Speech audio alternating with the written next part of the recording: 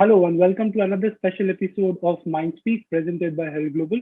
I am Saimik Sen and joining us today the Director General of Indian Meteorological Department, Dr. Mrutyunjay Mohapatra, also known as the Cyclone Man of India. Thank you so much for taking out this time and welcome to our channel. The first question that comes to my mind is first tell us how did you get the title, the Cyclone Man of India? I do not know, but when the cyclone Phylline, which hit Odisha coastal Gopalpur in 2013, was a huge success for India Meteorological Department against the various forecasts issued by international agencies. So IMD came to limelight at that time. And at the time, media and people try to know who is the person behind, who are the people working behind. Truly speaking, the cyclone monitoring work in India Meteorological Department is an integrated approach involving many people, starting with observations from the coastal areas and the forecasters and early warning service providers at the headquarters. We are also supported by the modeling group from Ministry of Earth Sciences, Indian Institute of Tropical Meteorology, National Center for Meteorological Forecasting. We also have satellite support from Indian Space Research Organizations. We have got the meteorological buoy supports from National Institute of Ocean Technology. We have forecasting from Indian National Center for Ocean Services. So it is an integrated approach involving many agencies within and outside the country. The thing is that I was at the time the head of Cyclone Warning Division, and which acts as a regional specialized meteorological center to provide tropical cyclone advisory to all the countries in the Bay of Bengal and Arabian Sea region. So that also have improved. So what happened actually during that process, so people came to know that I was leading, and I'm basically a cyclone forecaster. Sure. And I just want to mention you that if you go back, say 20 years back, 1999, Odisha super cyclone. So at that time, I was a young meteorologist in Bhubaneswar. So I joined in 1998 in Bhubaneswar. Prior to that, I was in Bangalore. And 99, this Odisha super cyclone came. So I was knowing at the time what a cyclone is, but we did not have at the time the adequate scientific knowledge and tools and technology. So as a result, 10,000 people died. We could provide early warning for 24 hours in advance, but that was also again not so much consistent. It was not objective forecast, very subjective forecast, and it was not detailing about the type of rainfall we are expecting or storms or winds. Just a broad idea was given, unlike what we give now. And prior to that, in 1971, I was 6 years old at that time. So I experienced a very intense cyclone at that time in my house. So many people died. Again, 10,000 people died at that time. I don't know the count is correct or not. But in my relative, people died and they also were lost. Lost means almost died, you can say. Many people are injured. So that was the impression. And 1971, I was not knowing what a cyclone is, but I knew that cyclone possesses heavy rainfall, winds, tidal waves, etc., large scale damages. Then 1999, I was a young meteorologist dealing with cyclone, but I do not have sufficient technology to deal with and provide more accurate, more lead period cyclones. Then I was called in 2007. I was called and told that I should lead cyclone warning and improve the cyclone warning services. Sure. So at the time, IMD took over is a modernization program. And I was given the responsibility to modernize the weather forecasting in India. Now, what you see now, the digital forecast and text from graphics, products generation, all this started with that project. This was the main project. Under that project, I was also project director for improving cyclone warning services. So to start with, we prepared a vision statement at the time, 2010, giving a vision for 2020. My secretary, Minister of Earth Sciences, asked me, I don't know why people have got the faith at that time on me. And I was made project director and I was asked to prepare the vision and strategy for improving cyclone services. And also I prepared the roadmap, how to proceed. and a targeted forecast accuracy. So we targeted to improve the forecast by about 20% by 2015 and 40% by 2020. And as you know, by 2020, the forecast accuracy has improved more than 100%. And we have been able to provide pinpointed forecast 5 days ahead in 2013, and which was repeated in 2014, and then now also you can find out in 2021. Perhaps looking at this continuous effort, because nowadays it is very transparent, media comes to know and the activity, and perhaps that I'm really indebted to people and media and everyone who have personally called me like that. I don't know whether I'm eligible or not, but I was you're definitely eligible. Yeah, we have tried our best to lead, and we have demonstrated that India is second to none in the world with respect to cyclone forecasting. If I remember the first time when I was called as Cyclone Man, I think it was the program of Science Fair. I think Science Fair, or you can say it is. It was in Rajya Sabha TV, if I remember. It was Eureka with Dr. Mrutyunjay Mohapatra. So that was the beginning, perhaps, the man called as Cyclone Man after that. Okay. So, as an expert, can you tell us about the reasons behind the climate change? Like some of the reasons that we are witnessing, across the globe nowadays. Yeah. Actually, climate is changing, and climate was changing in the past, and climate will change in future also. But the thing is that the rate at which the climate is changing now poses a question to each of us. And in popular, we are telling that it is a global warming or climate change. Naturally, climate changes because of the interaction between sun and earth. The solar energy changes, but this change is a long-term change and slow change. It takes years and decades and millions of years, if you remember Milankovitch theory. So there is change with respect to the rotation path of the Earth around the sun. It is not always, it is elliptical. It may be circular to elliptical, to circular. Similarly, the rotation of Earth's own axis, Earth's rotation of its own axis, though we say that is inclined by about 23.5 degrees, it's not exactly always like that. That angle of inclination also changes. According to solar energy coming to Earth also changes. The third point is that just like the rotation of a tuff, you can say the precessional motion, while the tuff becomes slower, you will find that it is being tilted like this. It is not straight. Similarly, the Earth's rotation around its own axis also shows some kind of precision. That precessional motion also has a periodicity. So this type of three type of natural variation with respect to sun and earth also leads to the variation in so that we say solar energy constant also. Yeah, I am a member of the expert committee on impact of climate change and tropical cyclones. It is a WM expert committee.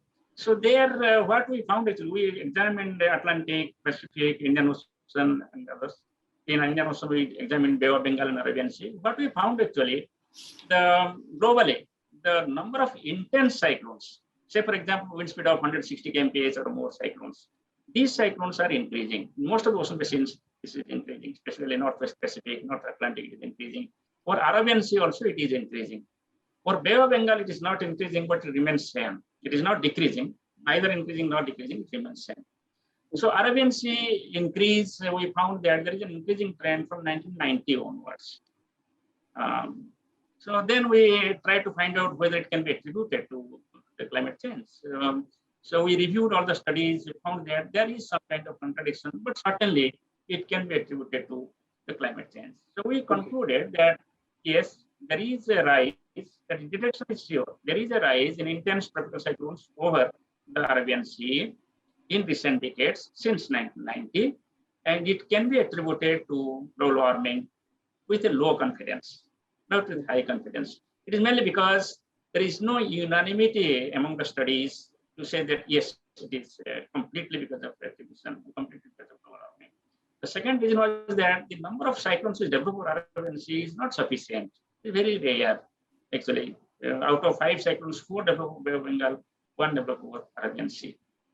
With respect to monsoon, I'll tell you, even though the frequency of heavy rainfall is increasing, that is causing the flash flood scenario more probable or more potential for flash floods, urban floods, landslides, etc. But the total amount of rainfall during the season remains same for the country as a whole. That is a good sign that it has not shown any drastic reduction or increase in rainfall activity. But if you go to projection, there are certain projections with respect to climate change. Projection says that yes, because of the rising temperature, water holding capacity of the atmosphere will increase, and hence we can expect higher rainfall during monsoon season. So Minister Parsons has come up with the various reports with respect to climate change. Every state we have prepared from IMD, we have prepared the report for every state based on 30 years data, which district is showing which type of trend, increasing, decreasing trend. Even though entire country is not showing any trend, but there are certain pockets which is showing rise, certain pockets which is showing fall. For example, Rajasthan, some pockets is showing rise in rainfall activity, and Jharkhand and adjacent areas is showing decrease in rainfall activity. So impact is different. Impact is globally something different, regionally something different, locally also impact will be different. So these are in nutshell, however, we are prepared for this impact in the sense that as an early warning agency, we should cater to the demanding nature of this variability in the climate or the extreme weather phenomena. So the most important thing is that one point I told you that there is no increase in frequency or Bay of Bengal, but intensity remains same. Other finding what we found actually, the rate of intensification of the cyclones are increasing. That means if a cyclone is forming, if it was taking earlier 24 hours to become a severe cyclone, now it will take less time to become a severe cyclone. So what happens then? Then you have got less lead time to prepare. So that is the case. I will tell you what we did recently. Last year in Reserve, on 31st it became a low pressure area, and by 2nd or 3rd it crossed the coast. So we knew that there is no time. So therefore, as per our standard operating procedure, we issue the first cyclone was when a depression forms. But in that case, we started with low pressure area, so that we can provide sufficient time to Maharashtra government and Goa government to take actions. Similarly, this year, what happened actually, in both the cyclones, we issued information to the press and the government 7 days before. 15 days before, we gave some kind of idea that something is going to develop, but 7 days before we issued. So especially when 19th of May, we issued cyclone warning for Odisha and West Bengal coast, even the cyclone circulation was not there, low pressure was not formed. So people are thinking whether it will happen or not. But why we gave like that? Because we knew that 24th it will become a cyclone. Yes, true. And 26th it is crossing coast. So if you wait till cyclone forms, then you don't have sufficient time to give disaster managers to prepare. So this is, you can say, the adaptive approach. We have gone extending our SOP to provide cyclone alert and required advisories, etc., even prior to genesis. This is called as pre-genesis forecast. Not many countries in the world now people are just talking about it, pre-genesis forecast, but we have started this pre-genesis forecast for the last 2 years. The other thing is that over the years, the country's economy is improving, and there are a lot of economy along the coast. So if these cyclones are impacting in such a manner, you can expect more damage. Simply because the economy is improving, you can expect more damage. Therefore, worldwide also, the number of deaths are decreasing because of many measures by the estimate authorities and early warning improvement.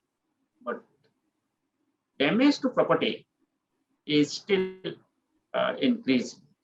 So therefore, the next target is to minimize the damage to property, apart from so that livelihood also can be ensured. What made you choose this field of work? As I was telling, I was 6 years old when this massive cyclone impacted Odisha coast. I belong to Bhadrak district of Odisha. And that incident, what happened at that time, actually, and that actually had a lasting impression in my mind. Truly speaking, lasting impression in my mind. So what a cyclone is. I have just written a poem also about it in Hindi afterwards, of course. Then when I grew up. At that time, I was not knowing that I will become a meteorologist or I'll join IMD. I was not knowing that. I just simply, I went up, I was studying science, then I came out to MS Physics, then I joined DRDO. After DRDO, I went for lecture in physics. Then from there, I got this service. When I got this service in IMD, then that came to mind, yes, it is a challenge and we should do something. It is a challenging subject, so we should do something. And luckily, so I was posted in 1998 and Cyclone came in 1999. So what the Cyclone I saw as a 6 years old in 1971, that was again a challenge in 1999. Being a meteorologist, I know what a cyclone is now, unlike a 6-year-old when I was not knowing what a cyclone is, but I do not have the sufficient tools and technologies to deal with it. Can you just imagine, on that day, 28 October 1999, I told to the press at that time, I was briefing the press, I told that the cyclone is approaching, it is a very severe cyclone storm, it will cross Odisha coast near Paradip. I just told it and went house in the evening to have some, because I have to come prepared, the cyclone is approaching. And you will not imagine in the evening, there was at the time no TV, just few hours TV was coming. And our meteorologist in Kolkata, they told, now cyclone has changed its path. It is moving towards Sagar Island. Just imagine, next day cyclone is approaching the coast. So what I want to say that that was the status of confidence with the forecasters. There was no consistency. There was no unanimity even among the forecasters within IMD. And then I got a call from state government and many people, but I stick to my point. I told no, it is coming. It is coming to Paradip. Then I contacted here, Mr. S.R. Kalsi was head of Cyclone Man, which I was afterwards. I contacted and he agreed with me. And at night here, the headquarters, they changed the forecast. They kept it. Yes, it is coming to Paradip. And finally, it came to Paradip, and all of us know what happened in Odisha at that time. So that was the case. So therefore, it became a challenge at that time. Again, 10,000 people died. So I was transferred to Guwahati after that. Then while I was in Guwahati, I was called. So I was told that you have to lead cyclone warning and you have to improve it. And so then the story started. I joined in 2007 as head of cyclone warning division, and I was asked by the then secretary to prepare the vision statement. I was made project director for weather forecasting, for cyclone warning. And from there, I prepared the vision statement. What should we have after 20 years, after 10 years, 2020, vision 2020. Then accordingly, strategy was prepared. And I feel blessed to have been associated, and I learned a lot from this initiative also. So truly speaking, I did not dream in the childhood, because as a villager, I'll tell you, we write what is the aim of life, but really we do not understand what the aim of life. So only aim and objective is to study better, to have a decent approach in life, purity in life, perseverance. I was liking Vivekananda. Purity, patience, and perseverance are 3 parameters to achieve success in life. So that I was following, but I never dreamt that I would become a meteorologist. But finally, it is God's decree, perhaps. I became a meteorologist and given this responsibility. It's a very impressive journey that you had. Can you tell us about your role and responsibility at the IMD? Yeah, it has varied over the period of time. As a young meteorologist, I told you what I did in Bhubaneswar, and prior to that, I was in Bangalore. See, responsibility grows over the period of time. And from there itself, I took up my PhD work on low pressure systems, monsoonal low pressure systems, cyclones, etc. So my entire research work again is based on low pressure systems and cyclones. So when I went to Guwahati, there again it is a hill state. Okay, so there you will find a furious thunderstorm activity, and accordingly you come to know about the mesoscale phenomenon, thunderstorms, thundersqualls, heavy rainfall. The highest rainfall zone is northeastern states. So that again, that enriches. I feel I am blessed to be working in different places which enrich me. Then I was called here to take up the cyclone warning work, and that continued. I went for cyclone warning and weather forecasting improvement. Then I was made services head for all services. And now I am DGIMD. As a DGIMD, I am responsible to ensure the fulfillment of the mandate and mission of India Meteorology Department. Basically, when I took over as DG IMD, just looking at the vision and mission of the department, I have decided three principles. So the first principle is that no hazard should go undetected and unpredicted. So far we have been able to maximize our effort to detect and predict the cyclones well in advance. Heavy rainfall, of course, 80% we are providing 80% forecast accuracy for heavy rainfall. And the heat waves, cold waves, it's almost correct, 90% and above we are predicting heat waves, cold waves. But the thunderstorm, if you just look at the thunderstorm is a very small scale phenomenon. It occurs within few villages or part of the city, and also it occurs all of a sudden. Lifetime is very less, and number of deaths, if you just look at now, number of cyclones, we have got a very notorious record earlier. Now it is reduced. It is only double digit or single digit. But number of deaths due to thunderstorm, now, if you just look at especially lightning, it is increasing. Every year, about 3,000 people are dying in the country because of the thunderstorms and lightning. So it is a challenge.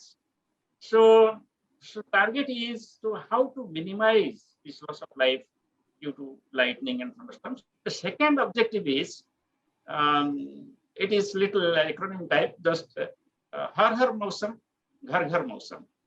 That I gave a nara diya tha, slogan diya tha. Every house should have access to the weather information. Sure. And every time, Har Har Mausam. So what we have to target is that we should have as much as dense observational network so that you can detect the information. So nearest house can get the information. And then you should have that type of forecasting system so that you can provide information to every house. So that is not possible immediately. So what we have done actually after taking over, we implemented district-wise impact-based forecast. That was the first we implemented. Thereafter, from this year, we have gone to block level. Now, across all the blocks of the country, you will find in Monsoon website forecast for next 5 days in terms of rainfall, temperature, wind speed, wind direction, cloud coverage, etc. So this is very helpful for the farmers. So this initiative has been taken. The target is that we should go to panchayat level by next 5 years. So sub-panchayat level. So what is to be done then? The Minister of Earth Sciences, IMD, IITM, and some they are working together to improve the resolution of the model. So target has been to improve the observation network, to improve the forecasting network, so that Har Har Mausam, Ghar Ghar Mausam. It may not be each house, but at least if you go to each panchayat, then people will transmit the information. One people, other people will transmit it. So apart from all this technical improvement, we have to go for improving the information and communication technology. So what we did therefore, we have introduced, after taking over, we have introduced the various social media. Now you can find IMD in social media. So there is improvement in social media and conventional media. And also we have gone for crowdsourcing. Have you visited or not, I don't know. In IMD webpage, you will find crowdsourcing. That means I want each and every person can be a part of weather information. So for example, you are going on the road, you found raining. Then you can open your mobile, just go to IMD webpage, enter there, raining. You did not write anything, just tick mark. There is scope for tick marking, rain, hail, squall, whatever it is there. Just so crowdsourcing has been another initiative. Then mobile app. We have come up with mobile app. Meghdut we have come up. Then Monsoon mobile app we have come up. For cyclone, special mobile app is also coming up. And for lightning also mobile app is there. So a mobile app will be very handy for all these operations by the general public. But at the same time, India is a poor country. All people do not have the smartphones. So all redundancy also we are trying to SMS. So for example, if you just imagine last second, yes, 83 lakhs SMS we sent to Odisha, West Bengal. So that also we are continuing. So common mobile also can get the information about this one.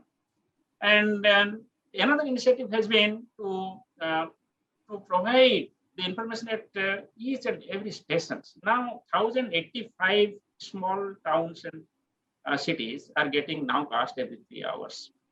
And similarly, for each and every district, we are providing now the nowcast, impact-based nowcast for all parameters. So this is with respect to Har Har Mausam, Ghar Ghar Mausam. And third one, is with respect to socio-economic activity of the country. That I have again taken an acronym that is UPHIT. UPHIT means U stands for urban sector, P stands for power sector, H stands for hydrology and health sector, E stands for environment, A for agriculture, T for transport. Transport means it includes surface transport, that is railway transport, and also the aviation transport, navigation transport. So already we have something, but due to this increase in economic activity, the new fields have come up, like health sector. You see, okay, of course, COVID cannot be attributed now to weather, and there is no such proof so far, but still study is going on. But consider malaria, for example, typhoid, malaria. So there are many diseases which are airborne and waterborne, where weather and climate play a dominant role. So we have started. Yes. So this year we are providing experimental weather forecast for dengue and malaria, etc. So there it needs augmentation. Every district-wise information has to be given at least 2 weeks in advance so that action can be taken. Similarly for hydrology.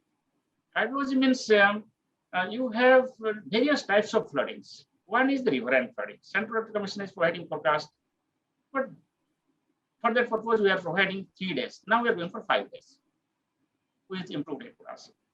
But there are some sectors like you might have listened about Leh cloudburst, Himachal Pradesh cloudburst, Jammu or Srinagar cloudburst. The cloudburst occurs in hilly areas. So for this, suppose you need some kind of flash flood guidance. That we last year only we introduced South Asia flash flood guidance. We are providing information to all the South Asian countries like Nepal, Bhutan, Sri Lanka, also apart from India. 30,000 watersheds, you can just imagine, in the country are provided specifically. What is the threat due to flash floods? During the last cyclones also we provided this flash flood guidance. Then comes the urban flooding. Number of cities are increasing. Therefore, urban flooding also we have taken up, and we have successfully implemented for Mumbai. You can see last 2 years Mumbai it is working. Every 15 minutes we are providing rainfall information and also forecast information. Then Chennai also we have implemented. Next target is Kolkata. Similarly for power sector, we have gone for some kind of collaboration with power sector. Like POSOCO and IMD has come up with a website. There we provide all forecast for power sector, conventional power sector. But wind energy, solar energy, which are planning for improving at least 30% or 50% as per the government plan.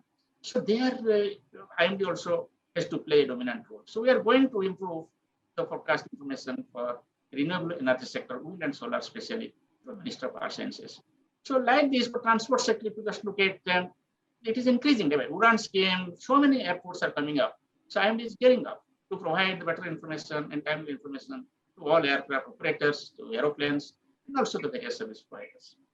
So like this 7, 8 sectors, as I told you, that is the major third target. So I have taken these 3 major targets we have during these 5 years. So according to you, what is the main responsibility of IMD in India? IMD is the early warning service provider of the country. IMD is the nodal agency to serve the nation with respect to weather and climate. So if you look at the vision and mission, the first vision is that no weather should go undetected and unpredicted. The second one is that we should provide reasonably accurate, with reasonable lead period, the informations to mitigate the various types of hazards. Then third one is that the weather and climate services should be provided in such an optimal manner so that all the socio-economic activity of the country can be carried out to improve the conditions. So these are the basic objectives of IMD. At the same time, IMD acts as an international center. So for example, we are part of World Meteorological Organization. So we contribute towards the global analysis of, say, climate and climate change, climate variability, and policy decisions. I am a member of the WMO Executive Council. So we are responsible, and also we contribute towards statement of IPCC, for example. Then IMD also Southeast Asia. Then IMD also acts as a advisory center for entire Asia and Pacific, Middle East, Southeast Asia. For them also we provide. IMD acts as a regional center for global distress mitigation and safety system, GMDSS. We provide bulletin every day for international shipping purpose, for international aviation, for international shipping, for international disaster management. So everywhere I am to play a role in this region. Sure. Apart from that, providing real-time guidance or forecast, we also provide them the climate forecast. We act as a South Asia climate center, that is called the Regional Climate Center, our office in Pune. We provide the monsoon forecast for entire region that this year also issue in South Asia. We also provide the capacity building. As a regional training center, we provide capacity building to all the countries in Africa and Asian region here. And every year we provide all this forecast training and meteorological training also. Okay, so can the prediction minimizes the loss to a greater extent? Which I'm sure it does, especially if you can refer to the farming outputs which takes place. There are two aspects here. One is the disastrous weather events like the cyclones, heavy rainfall, thunderstorms, heat waves, etc. I'll take one example. Let us take a cyclone. So if you compare 1999 versus super cyclone, now if you compare the cyclone, the forecast accuracy has improved anything. Now it is a pinpointed forecast accuracy at least 2 days before we say exactly where cyclone will go and at what speed it will go. As a result, number of deaths have reduced from 10,000 to around 10, 20 or 30. So this reduction of human loss itself is a major economic gain. We cannot measure actually what is the economic value of life, but still, if an economist, you can also find out the way, and it is there, you can calculate. The second thing is that the amount of ex gratia which government was paying when a person dies, that is reduced significantly. So 10,000 people died means you have to finance 10,000 families. Now you finance only 10 to 20 families. So that is the saving. Then similarly, if you go to amount of evacuation, in modernization program of IMD, the entire expenditure was 435 crores. And in one cyclone, if I calculate these two parameters only, evacuation cost and ex gratia payment, it is about 500 crores. Sure. So that means if you can successfully predict one cyclone and accordingly, if the disaster managers take action along with the general public, you can have a saving of 500 crore rupees. So those two, but there are many other savings also. For example, the power sector calculated the saving due to Cyclone Phylline is about 500 crores. Due to early warning of the Cyclone Phylline, after Cyclone Hudud also, they calculated the saving is 500 crores each. Because the timely redistribution of loads, all these things, they could. And also damage they could minimize because they could shut off and their power centers, etc.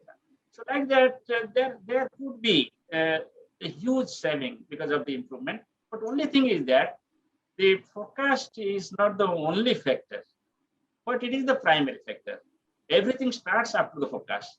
So therefore, I will not say that it is the only factor which is leading to, but at the same time, over the years, there has been a very well-defined mechanism at the central and state in terms of disaster management authority at the center, national disaster authority, state disaster authority, district disaster authority, national disaster management plan has come up. There are national disaster management guidelines. So all these things have attributed, and so credit goes to entire country and the government and all stakeholders. What would you like to tell people with the current prediction of the monsoon this year?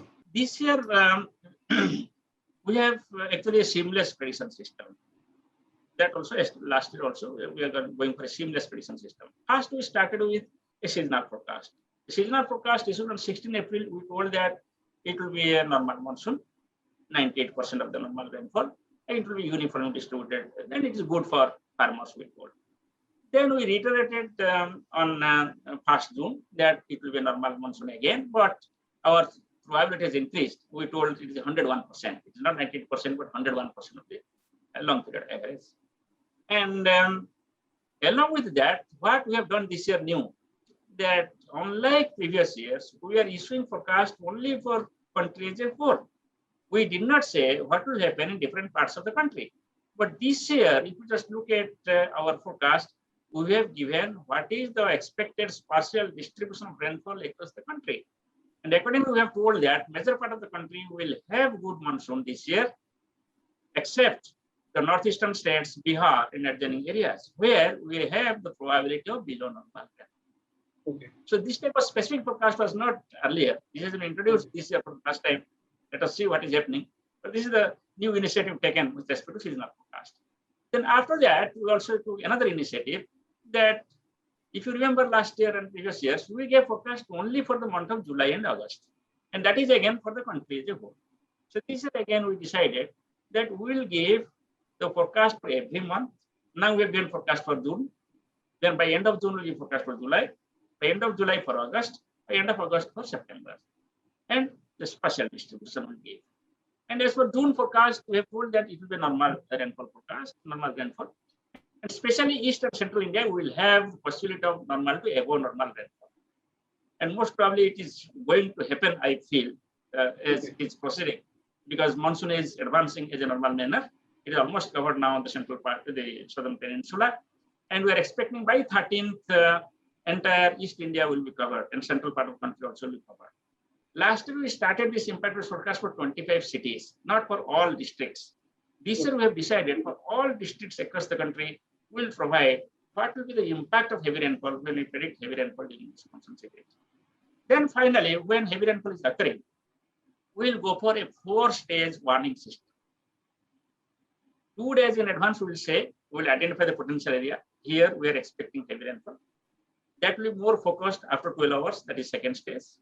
Then again, 12 hours, that will be third stage. It will go like that. Heavy rainfall watch, just like cyclone, we are taking the same resemblance. Heavy rainfall watch, heavy rainfall alert, heavy rainfall warning. Once heavy rainfall warning is there, that is, we are approaching towards the heavy rainfall event, we'll start every 3-hour update. That every 3-hour update will provide what the rainfall has been so far and what rainfall we are expecting for next 3 hours and the entire period. So by that way, and for special city like Mumbai, every 15 days information, every 15 minutes information will be there about the rainfall. So by that way, we are planning to have a seamless approach starting from seasonal to a few hours. So thank you so much for your time, and I wish you all the best in your efforts. So we are very grateful for the efforts that you take. Thank you so much. Thank you very much.